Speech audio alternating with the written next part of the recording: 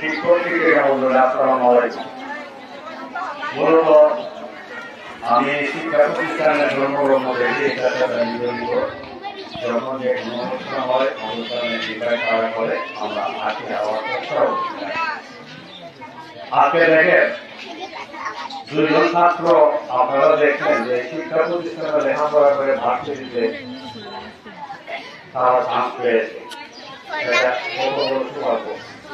শিক্ষা প্রতিষ্ঠানে লেখাপড়া করা আছে যারা বিভিন্ন ভার্সিটিতে লেখাপড়া করতেছে, এটাও একটা সাফল্য। আমরা দেখেছি শিক্ষা প্রতিষ্ঠানের অগ্রগতি যে যারা এই শিক্ষা প্রতিষ্ঠানটা পরিচালনা করতেছে তাদের কোনো বলতে ছেলেরা আজকে শিক্ষা প্রতিষ্ঠান 11 সাল থেকে পরিচালনা করে শিক্ষা যোগ্যতা পেশা নিয়ে এখানে শিক্ষিকা হয়েছে। তারা ইচ্ছে করলে একটা বড় পর্যায়ে একটা চাকরি করতে পারে। তারা সেটা না করে একটা মানুষরা কারিগর হিসাবে একটা প্রতিষ্ঠানের দায়িত্ব পালন করে। আমি তাদেরকেও ধন্যবাদ জানাই এবং যারা আজকের এই পরীক্ষায় রেজাল্টের ভালো ফলাফল পেয়ে উত্তীর্ণ হয়েছেন তাদেরকে ধন্যবাদ জানাই।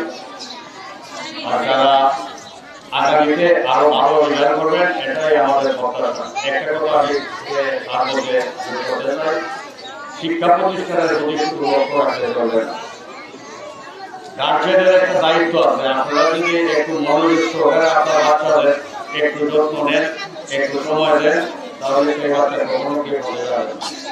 আমি দেখেছি অনেকের পয়সা আছে বাচ্চা করতে পারে, আবার অনেক গরিব ঘরের ছেলেরা আজকে কিন্তু অনেক মেধাবী হয়ে রয়েছে। এটার পর কিন্তু বাবা দুইজন ঠিক আছে, তবে মায়েদের দায়িত্ব বেশি থাকে।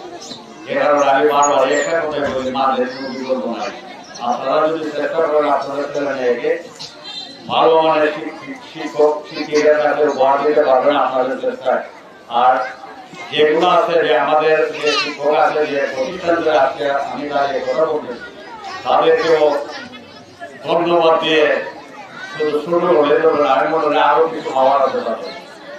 আমি এটাই বলবো, শেষ পর্যন্ত যারা আছেন আপনারা অভিভাবক আছেন আপনাদেরকে আমি অনুরোধ করছি আপনাদের মেয়েদের প্রতি আরেকটু যত্ন নেবেন। শুধু স্কুলে বাধা দিতে হবে না, তাদেরকে ভালোভাবে ডাক দিতে হবে। সবাইকে ধন্যবাদ জানিয়ে আমি আমার বক্তব্য এখানে